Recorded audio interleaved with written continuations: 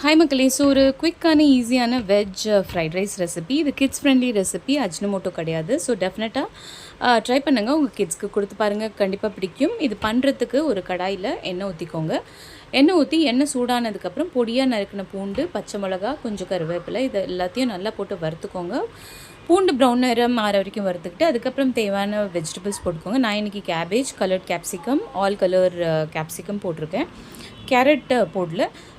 எல்லா வெஜிடபிள்ஸையும் போட்டு நல்லா வதக்கிக்கோங்க. அது வதங்கிறதுக்கு கொஞ்சம் உப்பு, வெஜ்ஜீஸ் 50% வதங்கினதுக்கப்புறம் குக்டு பாஸ்மதி ரைஸ் அது மேலே போட்டு கொஞ்சமாக வினிகர், கொஞ்சமாக soya sauce, half a tablespoon of soy sauce and half a tablespoon of vinegar and some pudina or kottamalli or spring onions, whatever you have it at home.